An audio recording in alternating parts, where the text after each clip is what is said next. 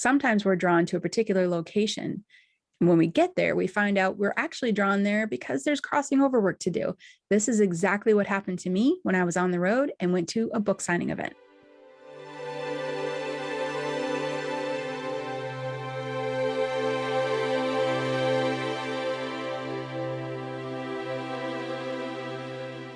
Years back, when I released the book Cracking Open Adventures of a Reluctant Medium, I went on a book tour. Well, it kind of coincided with a cross-country tour that my family and I were going to do anyway. So we were going to go on a 4-month road trip. It happened to land the same time the book was released. So we turned it into a very small book tour. I went to a handful of bookshops up and down the coast and met some really great people.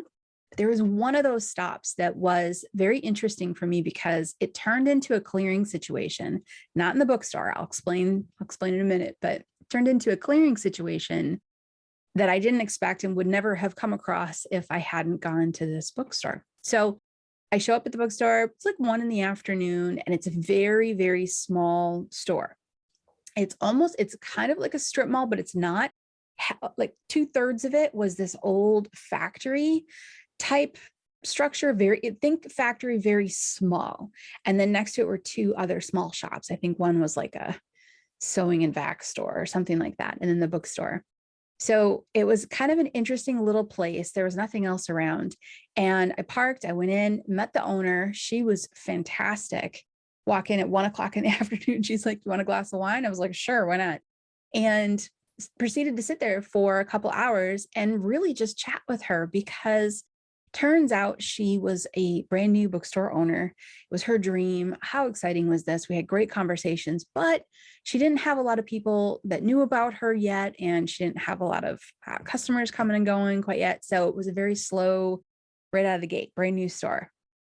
I get done. We had, by the way, a fantastic conversation for a couple hours. I laughed. We laughed, we cried, we had a good time. I get done and I go outside and I get into the car and I think, well, that was interesting. Why that bookstore? Because things usually tend to just fall into place. And I was like, well, that's really interesting. Not a single person came in for the 2 hours. And I was sitting there thinking that, and all of a sudden I could feel my guide. And I started talking to my guide. I was like, well, what's going on? It's really interesting that I would come here and there's like no one around for miles, but yet I had a great conversation. Maybe it was just the great conversation. And he said, actually, no, there's a clearing here we need you to do. And I went, oh, okay. So learning lesson number 1, sometimes you'll be called to do things or directed intuitively to go to a location for a particular reason and it doesn't work out. Stay open to the possibility that you might be drawn to that, not for the purpose of that, but for the purpose of something else. And this is what had happened. I was drawn to this bookstore. It was one on the list that I was like, I feel like I really have to go to this one.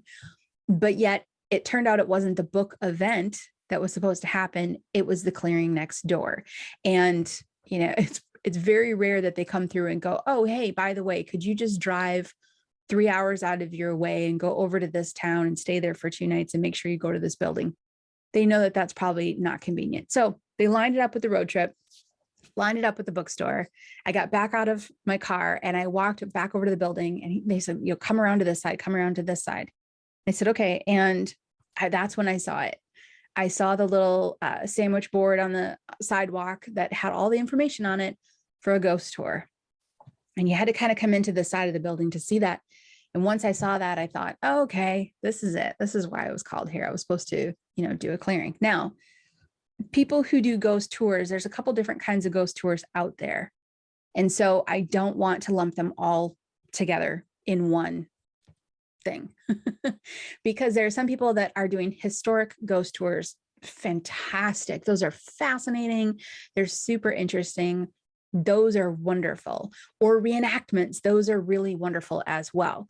It's when you get into the category of the ghost tour in a location where they're asking you to pay money to go in to experience ghosts, that's where it gets shady. I'm just going to be direct about it. That's where it gets shady.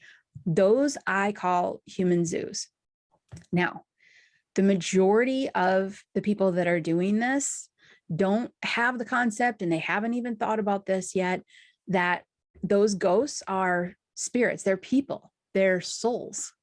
And the intent for these ghost tour places, these come experience a haunted location, the intent of those locations are to keep the spirits there so that the living people who come can experience that sensation of being around a spirit, or around what they like to say ghost.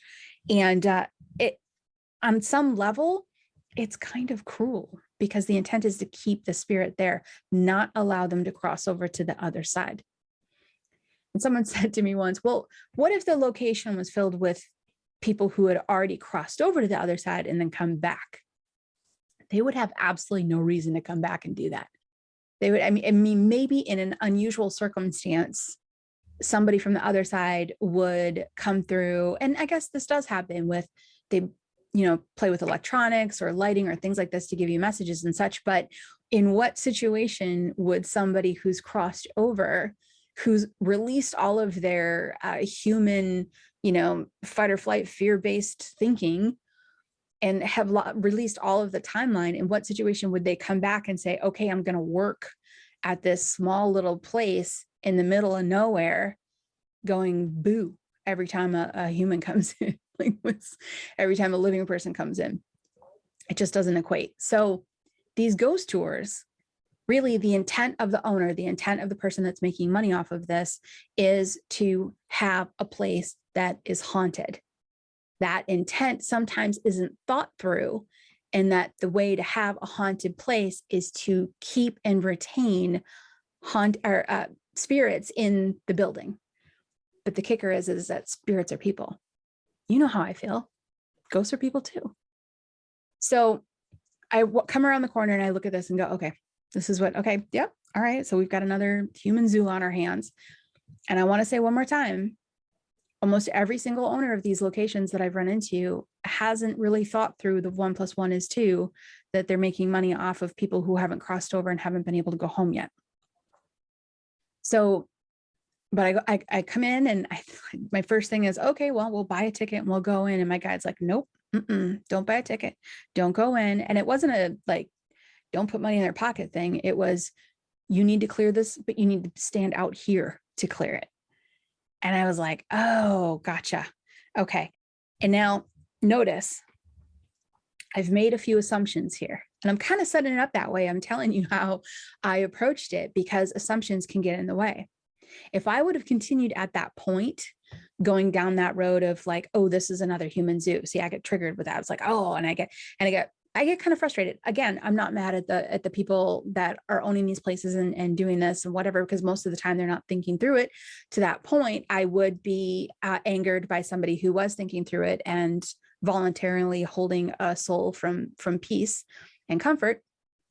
But I don't hold that, because that's not usually what I run into. But I make that assumption. And when something that does frustrate me shows up in a clearing, I jump to conclusions. I go into the pattern of making assumptions. So I had to stop. My assumption was human zoo, people are stuck, they need to be released. And I was going to charge on in there, buy a ticket, clear them all out, and try to balance the space. And my guide said, nope. And that's when I went, oh, check. Okay, I need to regroup. I need to stop. I need to do what I'm supposed to do. As someone that does clearing work, I need to ask my guide what's going on, stay open to all possibilities that I'm stepping into, and do the work that is needed, not what my assumptions are jumping me into. Okay. So I didn't go in and purchase a ticket. And my guide said, what I want you to do is I want you to just stop, center. There's someone in here, one person that can help you. And I knew he was talking about a spirit. So I did. I stopped. I was just standing there and I relaxed. And all of a sudden this male spirit came out. He was large. He was very tall. I mean, just think of a tall, handsome cowboy. He was just confident and solid, and solid as far as emotionally, just balanced. And he was really, really instantly comforting when you stand around him, I guess is how I want to say it. And I looked at him and I said, can I help you? Can I help you cross over? He's like, you're not here for me. You're here for him. And then when he pointed back into this small like factory building, I sat with it, and I remember just sitting and trying to connect with who this him was. When I finally did connect with the him, I realized this is a worker that worked at this factory years back and died here. And so I got that sense, I got that feeling, I picked it up, and the factory worker was confused, was in this consistent state of trying to run away, if that makes sense. Sometimes it's hard to explain energetic stuff that you can experience and feel and then put it into words, but it felt like he was just trying to consistently run away. And I get all the feeling, and I thought, okay, this is who I need to cross over. And I went back to this we'll just call him Cowboy. Went back to the Cowboy, and I said, okay, I see him. I will help him too. Can I help you? Because I was like right in front of him. And he said, I don't need help. And I said, I know, but you're stuck. And I knew he was stuck. I had been doing clearing work long enough to know the vibration of someone who's stuck versus the vibration of someone who's not. And even though he didn't show any telltale signs of being stuck, he wasn't afraid. He wasn't, overexcited about anything. He wasn't freaking out or trying to fight back. There was none of that. The way this Cowboy presented himself, he presented himself like people who are crossed over typically present themselves: very centered, very focused, not really swimming in emotions and worry and fear. So I said, well, you don't need help. I feel like you haven't crossed over. He says, I haven't crossed over. He said, I'm waiting for him. And I said, oh, okay. And that's when I went, who are you? Who are you? Are you his brother? Because they were kind of the same age. And he says, no, he worked for me. And that's when it hit me. I just had this emotional wave hit me. And it was his emotion saying, like, my employee died here, and then I died. And it's almost as if his employee had died, and then he passed and realized his employee was still stuck there, and he decided he's not going to leave. Now, what's really impressive about this is that this is just an employee. I don't mean to say it that way. It's so common to see a mom with a kid, or a grandmother or a grandfather or a husband or a wife. It was very rare for me to run across a situation like this. And I've shared some of these before, but they're not the ones that pop up all the time. So I'm usually really touched by them emotionally, that this man would pause his transition, which, by the way, was going perfectly fine. He had no issues. He wasn't going to be stuck himself, but he paused his transition because emotionally, his linear time human being that he was couldn't leave this gentleman behind. He couldn't do it. He took his role as a boss very seriously. He took care of his employees as if they were family. And when he realized upon his passing that his employee, who had passed years earlier, was stuck, he took it upon himself to find help. And how did he find help? He reached out to the guides. Sometimes it's intense, sometimes it's sort of just a magnetic thing, but he reached out and he said, I need someone to help. I need somebody to help. He couldn't reach the gentleman, like I said, because his employee was in this state of constantly trying to run away kind of feeling. So he knew he needed assistance. And my guide knew I was going to be in the area and knew that I was the right fit for this situation. And here's this little building that very few people ever go to, the middle of nowhere. And this awesome bookstore owner who's living her dream, which is really cool.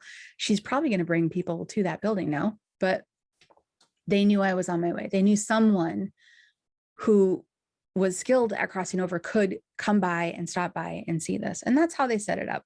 So I did. I worked with the young man that was in this constant state of running away. And how did I work with him? I sent out energy that was more in the category of calm, category of hold still. Now, in crossing over work, you typically want to help them get moving, but he was moving already so fast in the wrong direction. First, just calm. Let's slow everything down here. Let's just And I was just thinking in terms of slow, slow. And then all of a sudden I could just see him relax. And the second he relaxed, here's the cool part. Lots of times doing crossing over work, things happen right before you that you didn't even need to do.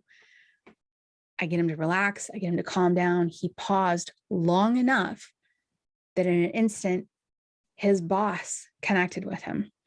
And then he connected with his boss. And you could see, it was like he ran to his boss. He was like, "You're here." And instant relief. And then both of them crossed over. I didn't cross them over. I just brought in the energy that was needed. This gentleman, this boss, this cowboy, knew what he was doing, had every focus, every right intention. He was already doing crossing over work. The one thing that he needed was an outside source to bring in a calm energy in order to slow his employee down enough that he could connect and get his employee to see him, to see that he's there.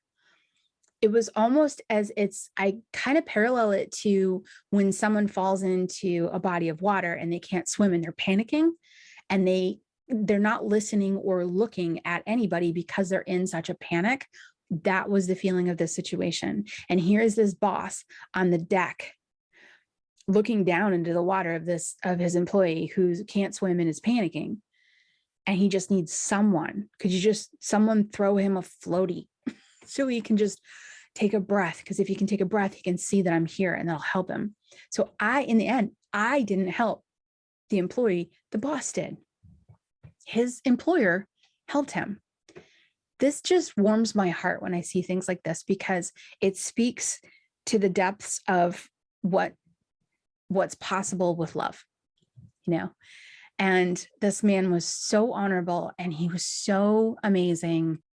And I wish for all of us that we all have someone like that at some point in our lives who's got our back enough that they would literally stop their transition to the other side and stay by our side until we could go home too. Because what that boss knows, what I know, and what you know is that ghosts are people too. This podcast has been brought to you by the Crossing Over community, a loving and safe community of individuals who are shining light on the beautiful process of the death transition. Members of this community are amazing people just like yourself. Join the discussion, access more in-depth trainings, and be a part of this growing movement by joining the Crossing Over community today.